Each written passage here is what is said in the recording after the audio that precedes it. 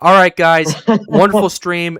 Thanks for helping out. It means a lot. You guys did an absolutely fantastic job. Always glad to help. That was an awesome stream, Pat. Yeah. Guys, we got a problem. Looking at the latest more of a trends for our winter that we've been paying attention to, things may have gotten even worse.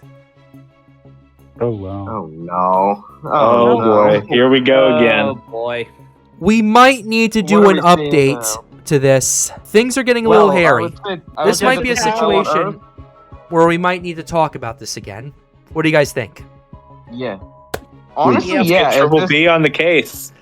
Yeah, you're asking Yeah. for Triple P again? Yep. Are we asking for it?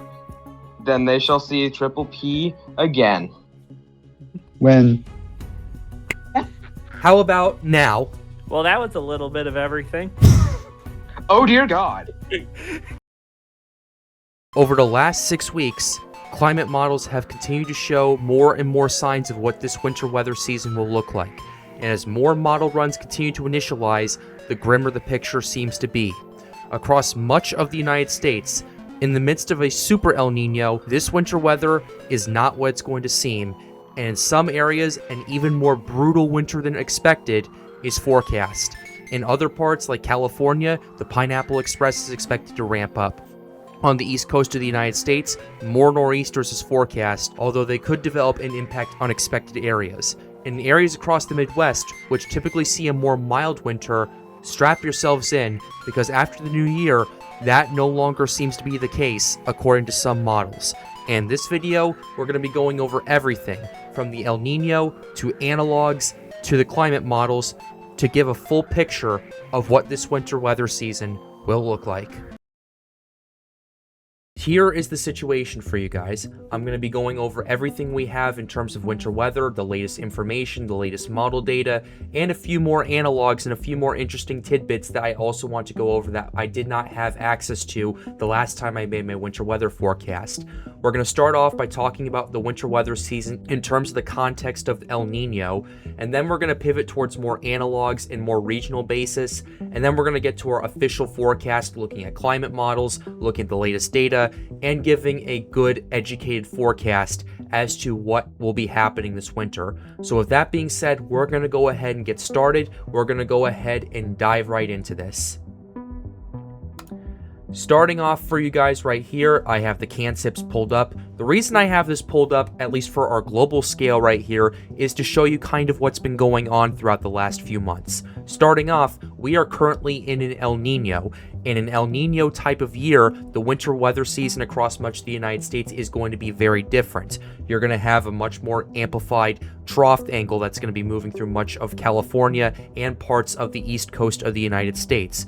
You're also looking at more of a ridge pattern that could build up in parts of the Midwest because of this.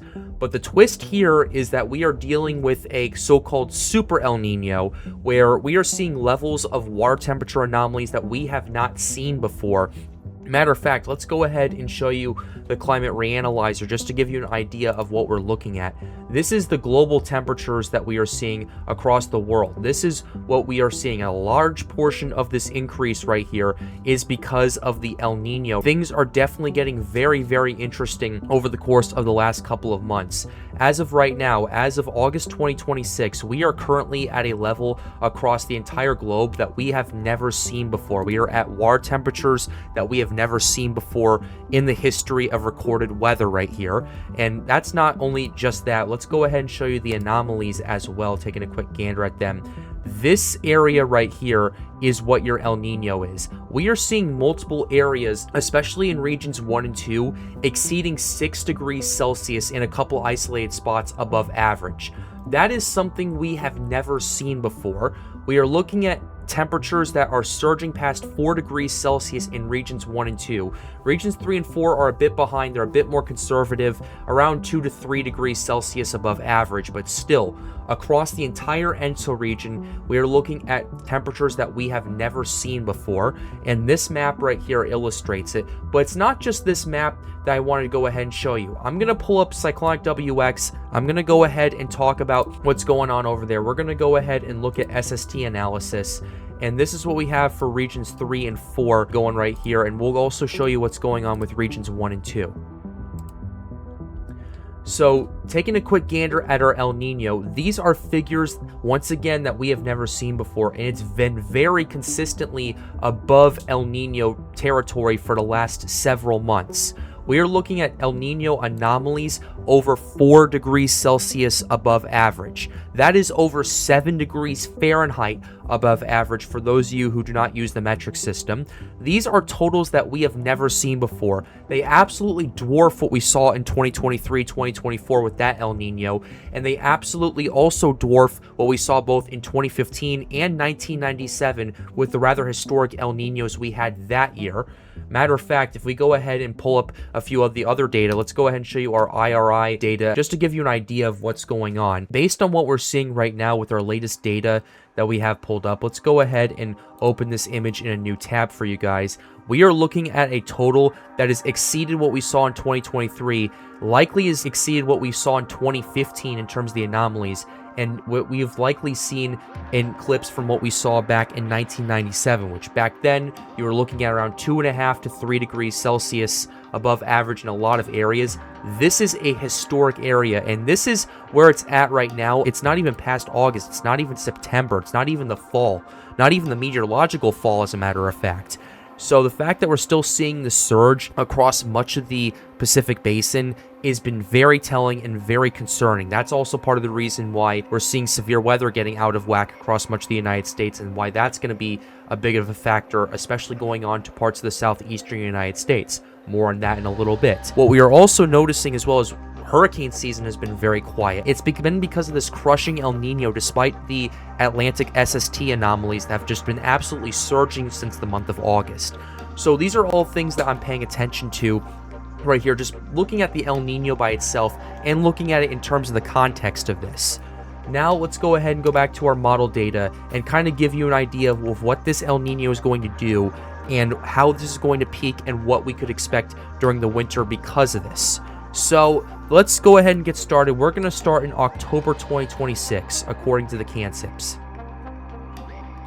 Zooming into this and taking a quick gander as to what's going on, this is what we're seeing for October. Things are continuing to get interesting. A lot of the big SST anomalies are surging, and they're moving further to the west outside of regions 3 and 4 and moving into parts of the Central Pacific. The anomalies are exceeding 5 degrees Celsius in some of these areas according to the CANSIP's forecast. And by the time we get to November, this right here is, at least according to the CANSIPs, this and December, it's a bit of a gray area between these 2 months, is when this system absolutely peaks.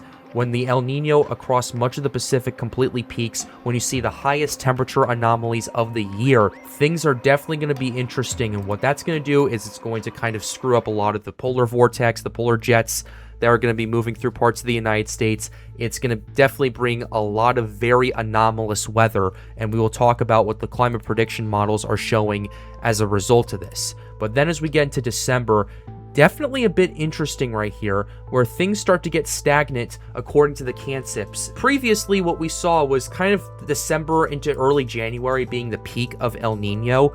What the CANSIPs forecast is showing right now is it starts to stagnate around mid to late November, and then it starts to decline slightly throughout December as you're starting to see those anomalies starting to come back down across much of the regions over here in parts of the ENSO region. And then as we get to January, a lot of the anomalies continue to dip, especially across much of these regions. You do start seeing these anomalies shifting a bit further up to the north and expanding a little bit. But at least in terms of the power that we're seeing with these anomalies, it's definitely a situation that we're going to want to pay attention to. And then as we get into February, that decline continues across much of the ENSO region, and then going into March, a lot of these big power numbers in terms of what we're seeing with the ENSO region with the SST anomalies start completely collapsing. In fact, what we're noticing is starting between late February and early March, that's when those SSTs are starting to collapse considerably. Matter of fact, this was actually a bit earlier than forecasted what we saw previously. What we were noticing was kind of starting to stagnate, starting to slow down, and then it started tanking around April or so. Now we're looking at it about 6 weeks faster than expected. In fact, I talked about this in a lot of videos where I personally think, based on what we've seen with climatology, the El Nino is most likely going to collapse quicker than expected. And we saw this in 2023 and 2024.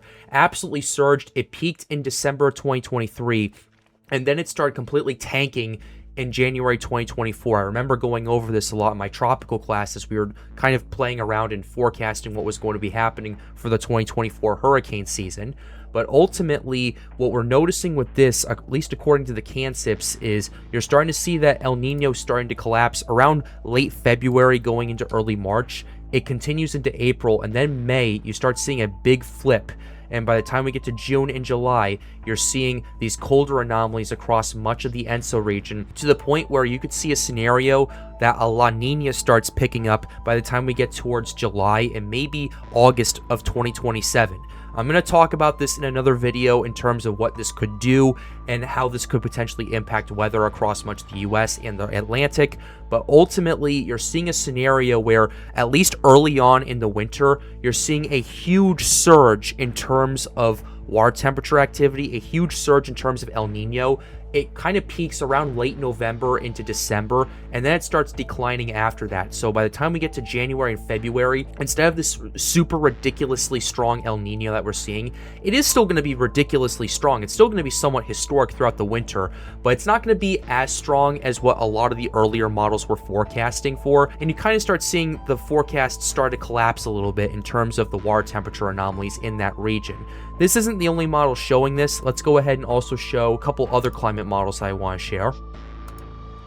Here is the CFS model for you guys right here. CFS is definitely pretty interesting. October, November, absolutely surges across much of the region. Going into December, you start seeing the stagnation and the decline. This time, though, it's a bit further to the west and more so concentrated in regions 1 and 2 and 3 and 4 over here. But look at January. This is December right here. This is January.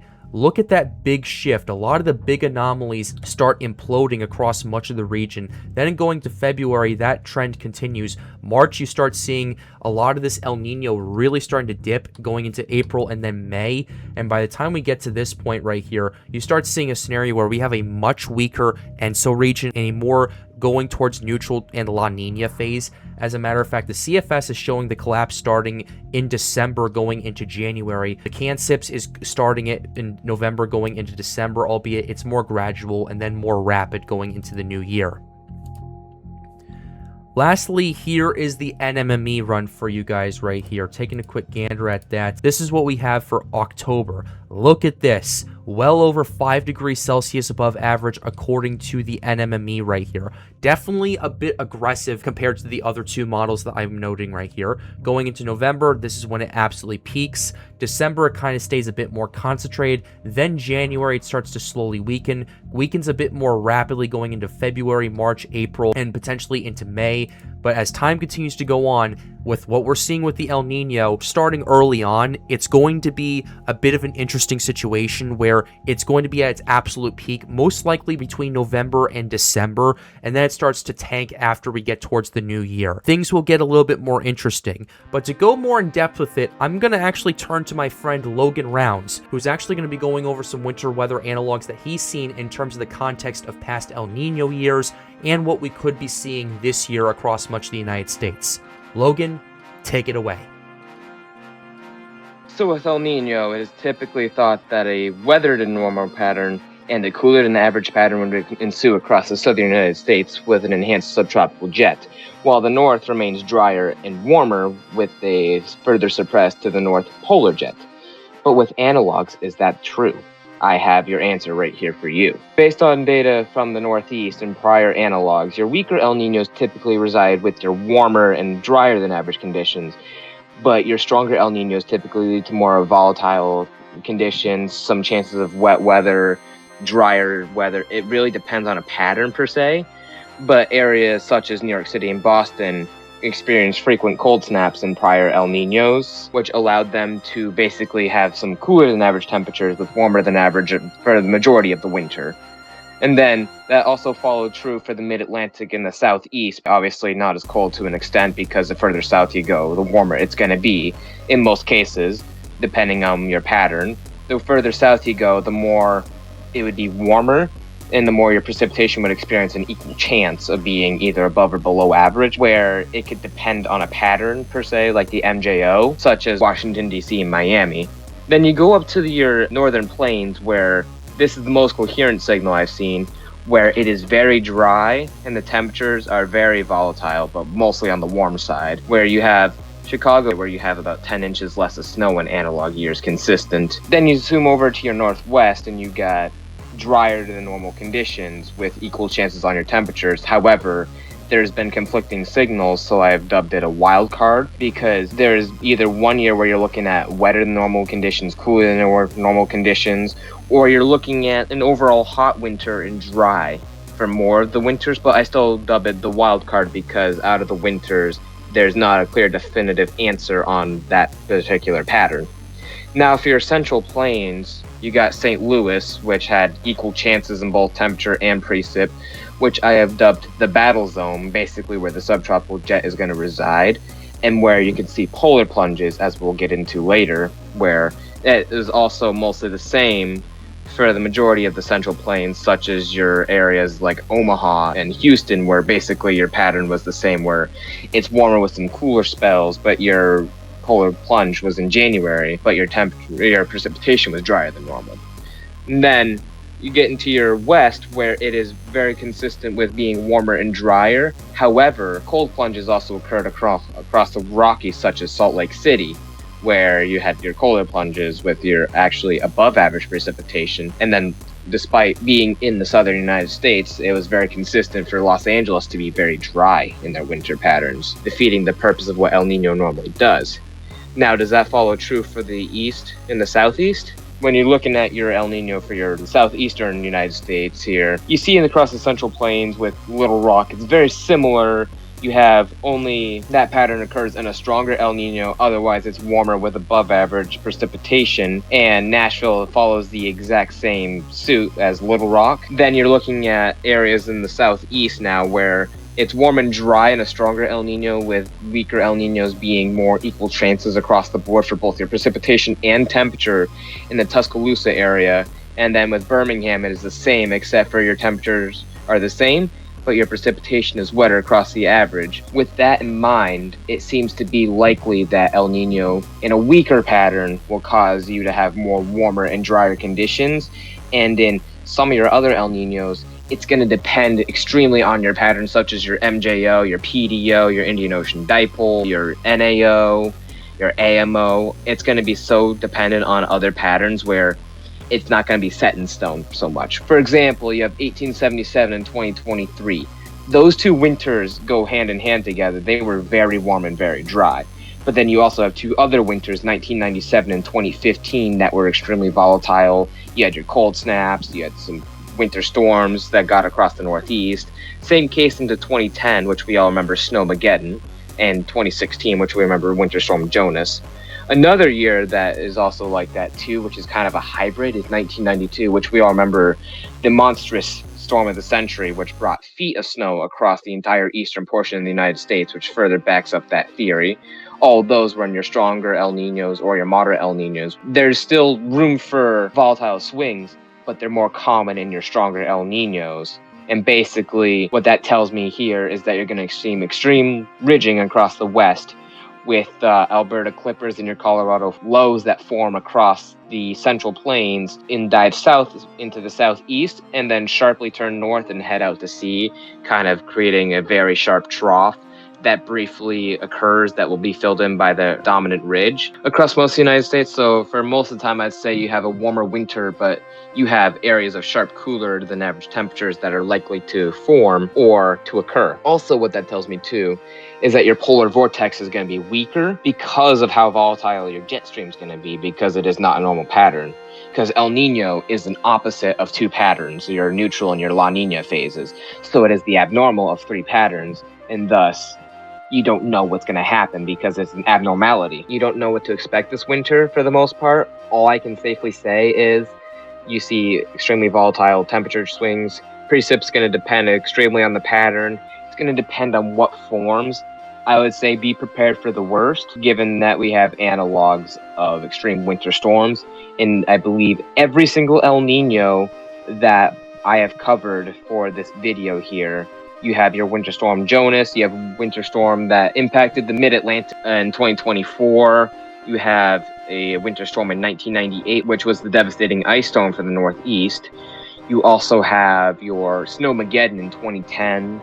You also have Storm of the Century after 1992's odd El Nino, where that was an El Nino that peaked in the summer and weakened, but it still came after an El Nino, or as an El Nino was weakening, which all these storms came in as an El Nino weakens. So safe to say, once this El Nino starts to weaken, the winter is going to be even more volatile, while in the beginning of your winter it's going to be extremely hot. So with that in mind, as I wrap this up here, your winter is going to start out extremely hot, then it's going to destabilize and become extremely uncertain with lots of polar plunges, warm-ups, polar plunges. It's going to be brief cold snap after brief cold snap after brief cold snap, with potential of winter storm, potential of blizzards, potential of nor'easters, just all across the eastern United States, with an atmospheric river that sets up across the west. And I see basically a very prominent nor'easter pattern this winter, and that is everything I got. Thank you very much, Logan. Your segment definitely helped us out with this video. Now, the moment we've all been waiting for. What is our winter weather going to look like with the models that we have and the latest updates that we can provide with you? With that, we have the CFS pulled up. We're also going to show the CanSIPs and the NMME just for context to kind of give a clear picture as to what may be going on and to how we can kind of see which ones are agreeing, which ones are aggressive, and which ones are a bit more on the conservative side. Here is the CFS data that we have for you guys. Starting for October 2026, a lot of high pressure, especially concentrated in parts of the Great Plains and the northern part of the United States, particularly concentrated in parts of North Dakota, Minnesota, and Wisconsin over here, with a little bit of the upper peninsula of Michigan as well in that upper anomaly. But the main area, especially around the Midwest, has been bulked up in terms of your high pressure. But your lower pressure anomalies are over here in California. This is right here is when you'd start transition into our rainy season right here. This is when the Pineapple Express would start to ramp up for a lot of areas in California, and that's when a lot of the wildfires hopefully will start to calm down and the rain will start coming in at a more frequent rate, and we start seeing a situation where things start getting a little bit better in that aspect, and we start seeing some more rainfall. The downside with that is, and especially as we go later into the season, too much rainfall could cause some pretty significant flash flooding. We saw that last year, we saw that back in 2022, 2023, and 2024. 2023 was an El Nino year, and we saw a pretty significant surge in terms of your moisture over there. So let's see if that will continue to ring true for this year. Going into November of 2026, things start to get a little bit more interesting across the southern half of the United States. Instead of a below average situation like you see in California, it's a lot more just around average. This is when severe weather season starts to ramp up across much of the southern US. This is when winter weather starts to ramp up in the mountain regions as well. But you're seeing your big high pressure anomaly in parts of the northern United States. That's rather typical, especially for the kind of El Nino that we are dealing with right now. But going into December, we're starting to see a bit of a switch flip. Across much of the southern part of the United States, we're seeing below average anomalies in Texas and parts of the deep south over here, expanding as far north as the St. Louis area in Missouri and as far west as California. This is over here due to the Pineapple Express. This is more mountain snow starting to ramp up in these parts in the mountains. And this over here is severe weather season ramping up. But take a look at the Midwest. This seems to be more, as Logan was mentioning, a battleground right here, as you're starting to see those low pressure and around average pressures going on. That coupled with typically cooler weather than what you would see, at least from what I've been noticing, especially as winter season starts to ramp up, that could make things a bit interesting, and that could definitely pan out from what's going on. Now, granted, this early in the season, I would say it's going to be more so a warmer and milder, at least started to the winter, than what you would typically see. So at least in terms of snowfall, it shouldn't make too much of a difference compared to what we see typically with an El Nino, but you could definitely see some more severe weather, and you could definitely see some more of a flooding risk in a lot of these areas, especially if the precip continues to ramp up. Then going into January, you're starting to see a pretty significant swing across much of the mountain regions, the northwestern United States, and much of the east coast of the US. You're seeing those pressure anomalies are really starting to plummet. by the time we're going over here, we're looking at a pretty significant anomaly. This is your geopotential height anomalies right here. So this is kind of indicating a lower pressure as what I'm seeing. So definitely an interesting situation that we're going on. Again, severe weather season is starting to ramp up over here, mountain snow, but the Midwest remains more of a battleground unless you're in these parts of the United States in the upper Midwest, in the Great Lakes region. You're seeing your higher temperatures and your higher heights than average from over here. So definitely not really that much of a change, but it is a pretty dramatic shift from what we've seen across much of the Great Plains, as a matter of fact, where you're seeing more of your lower anomalies a bit further up to the north than what you would typically expect according to the CFS. Then going into February, this is a situation where it expands to most of the continental United States. I would say a good 90% of the United States going into February 2027 is around at or below average in terms of your height anomalies and in terms of your pressure. So it's definitely something that you're going to want to pay attention to right here, especially as that could contribute to cooler weather, could contribute to more thunderstorms and more weather, especially winter weather across parts of the eastern coast of the United States. We're going to want to pay attention to that. And then going into March, you're seeing a pretty dramatic shift as the El Nino starts to collapse. You're seeing a dramatic lowering in your height anomalies, especially along the Carolina coast, especially along the east coast of the U.S., even in parts of like Georgia, Florida, and other parts of the Gulf Coast. So it's definitely a scenario where by the time we get towards early spring, you could see some late season nor'easters, late season action in terms of snowstorms across parts of the northeastern and mid-Atlantic parts of the U.S. So it's definitely a scenario that you're going to want to pay attention to. But this is just the CFS right here. These are the height anomalies. I want to check what our pressure is going to be looking like going forward. And this is what we're seeing with our pressure going into October. What I was showing you previously was the height anomalies. That kind of is an indicator of maybe more so your warmer or colder temperatures aloft. This is our pressure at the surface right here. And taking a look at October, you're seeing a situation where California is below average across much of the Pacific Northwest. You're below average. The mountain states are below average. That could potentially enhance your snowfall. And in parts of the deep south, you are seeing below average anomalies. Those are your most egregious areas. It's definitely a situation where that could enhance your severe weather for that part of the U.S. And the Pineapple Express starts to get its act together in parts of California. You could start seeing a bit more of a stronger start compared to what we would previously see in that region. Going into November, though, this is where things get a little interesting. Similar to our height anomalies, we're starting to see a bit of an increase in terms of the high pressure anomalies, a bit of a decrease in terms of your lower pressure anomalies, at least temporarily for parts of the Midwest and parts of the Great Plains. California is still below average. The Deep South is still below average. It's definitely a scenario that we're going to want to watch out for and pay attention to, especially as severe weather season starts to ramp up and as we get our first winter storms in the mountains, maybe in parts of the Great Plains by this point, especially in the Dakotas. You're going to want to keep an eye on it. But December, this is a pretty dramatic shift according to the CFS. From November right here to December, you go from kind of mixed across much of the U.S. to almost completely below average pressures at the main sea level. This reading right here is very concerning on its own. The reason being is across parts of the Deep South, you could see a scenario where maybe some colder weather starts to impact there. Maybe you start seeing more snowstorms down there. You start seeing some more ice storms down there. And you could see ultimately a lot more severe weather with lower pressure right here. In the mountains, this is a scenario where you could see a lot more snowfall out of this. But look at the Midwest, ladies and gentlemen.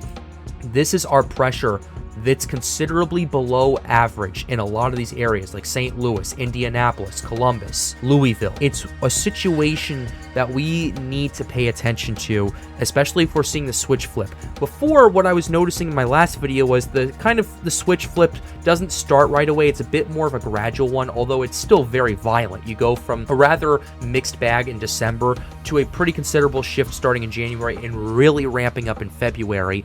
Now you're seeing a scenario where it kind of goes from mixed in November to a pretty dramatic shift in December. That's also going to impact the mid-Atlantic and parts of the northeastern United States. That right there could also enhance nor'easter development with those below average pressures right there, especially as the winter starts to get colder in those regions, things that you're going to want to pay attention to down the line. And then this is January 2027. January 2027, look at how big of a drop you are seeing in terms of your pressure. Kind of the height anomalies were starting to illustrate this, but this is at least a 4.5 millibar pressure drop compared to the climatological average. It's a similar situation in parts of Washington and Oregon. California is not as egregious, but man, oh man.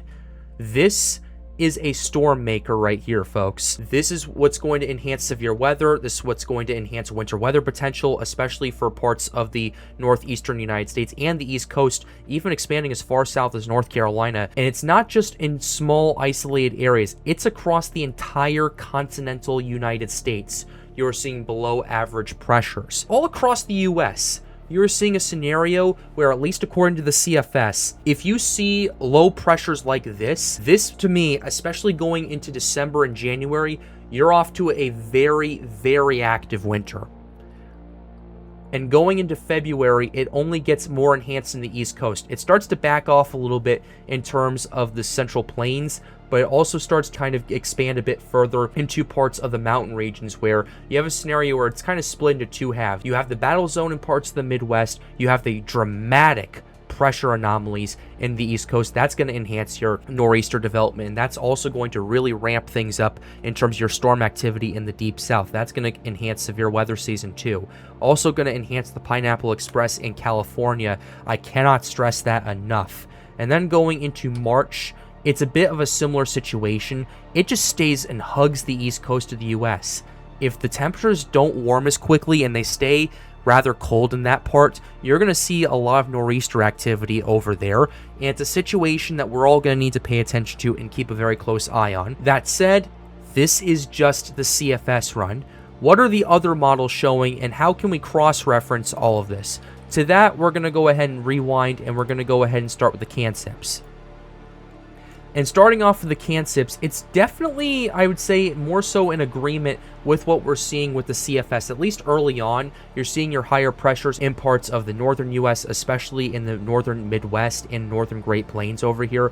But you're seeing below average anomalies in California and the mountain states. That's going to enhance your Pineapple Express. And in parts of the Deep South, going to enhance severe weather season. This is what we're seeing in December. It's not as dramatic of a shift as what we were previously thinking with the CFS. Yes, it's still a pretty dramatic shift, don't get me wrong, especially along the West Coast, but we're not seeing these massive just pressure anomalies just starting to drop right away. It's not necessarily as aggressive as the CFS is forecasting. Yes, you have a situation where it definitely needs to be watched, and it's a situation that we're going to want to pay attention to and prepare for, but it's not as aggressive initially. Going into January, though, it is a bit more concerning. This is definitely more aggressive compared to what I've seen previously. This is what we saw in January of 2027 for July 1st's run. This is August 1st right here. Considerably more aggressive across the board. Granted, we're going to need to wait for the September runs to come in to kind of verify that shift, but man, oh man, from what we've seen last month to now, the CANSIPS has definitely been a lot more aggressive in terms of the winter, and it's kind of more so leaning towards the agreement of what we're seeing with the CFS. And going into February, that shift just continues across the board over here. And this is where things really start getting concerning for parts of the East Coast over here, where you're seeing the nor'easter factory starting to pump up over here, and in parts of the West Coast where the Pineapple Express is still going strong. I'd also be concerned for areas like Washington, Oregon. It might be kind of 50-50 in terms of your, I would say, rainfall and snowfall over there in terms of whether you get more or less. It's just going to depend on the patterns, as Logan was mentioning.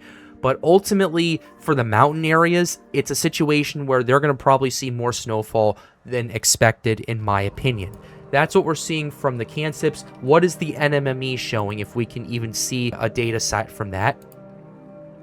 And the NMME doesn't really show much of what's going on, but we can show the temperature anomalies compared to the pressure anomalies. We can go ahead and start with the NMME with that. So here is our temperature anomalies going into October. November of 2026, situation is around above average for parts of the US. It's at average for parts of the southern US. Going into December, those anomalies start to increase for parts of the northern US, especially in the northern Midwest over here in Minnesota, Wisconsin, Michigan.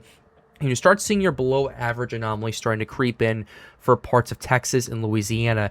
And then January, the NMME starts to pull a switch flip right here. You're seeing the Great Plains below average. That's something you typically don't see in an El Nino. Parts of the Midwest are below average, something you don't typically see in an El Nino. Deep South is below average. That's something you typically see in an El Nino. And then going into February, that below average anomaly expands.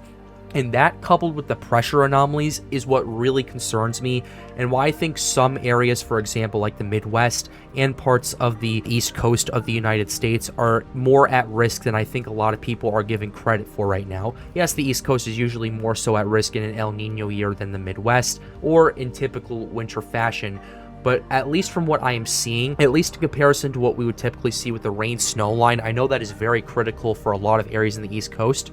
I would say based on the pressure and the temperature anomalies, that rain-snow line is shifting further away from the coast and further out to sea compared to what we've seen with the climatological mean. That puts areas like DC, Baltimore, Philly, New York, Boston, more in the line of fire for snowfall, more in the line of fire for ice storms, more in the line of fire for winter weather. That is something that we're going to want to pay attention to with the NMME. How does the CFS and the CANSIPS forecast for context? So for context, here is the 2-meter temperature anomalies according to the CFS. November, warm across the board across much of the U.S. December, the anomalies really start ramping up, basically more so in agreement with the NMME, albeit the CFS is definitely more aggressive across the board. Then going into January, it's an interesting situation. You're seeing considerably warmer anomalies across the board in the eastern United States and in parts of the Midwest, but colder anomalies across parts of Arizona, the desert Southwest, Texas, Louisiana. But look at February. February right here represents a pretty dramatic shift from, I would say, above average to below average, and a rather violent swing from what I have seen right here. And this is going to enhance potentially your snowstorms, potentially enhance your low pressure system, since we're seeing below average low pressure as a matter of fact. Then going into March, man, oh man, look at the southeastern United States. These are at least 3.5 degrees Celsius below average. That is 6.3 degrees Fahrenheit below average. So if you're looking at a 40-degree day on average, you're looking at around 33.7 degrees instead, based on this anomaly.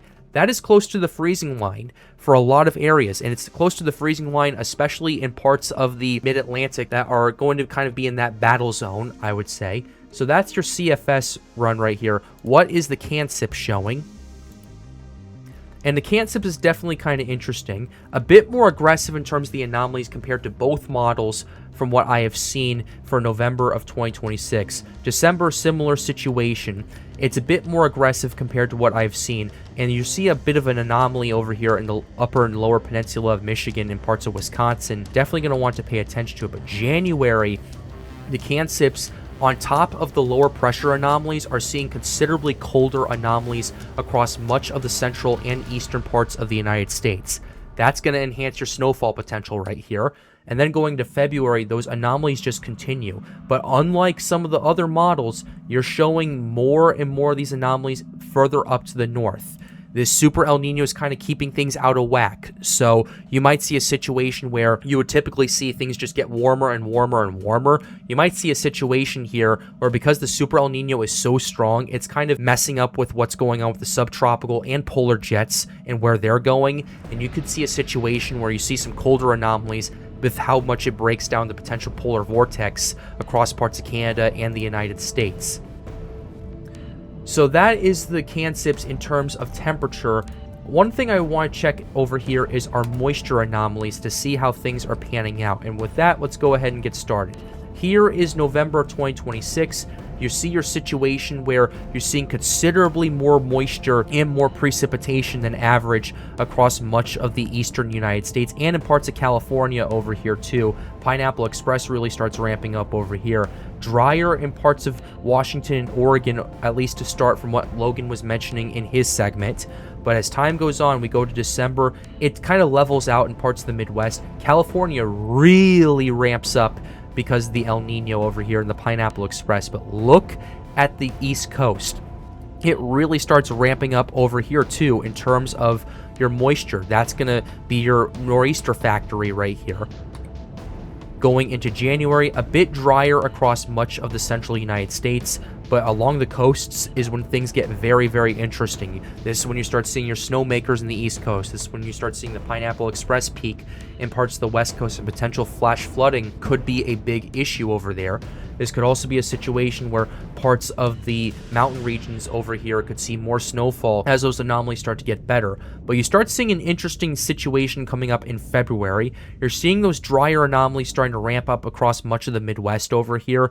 I'm not sure how much that's going to hold or not. Moisture anomalies over in the East Coast just still stay strong, and same thing in California, and that continues to persist through March on top of those colder anomalies.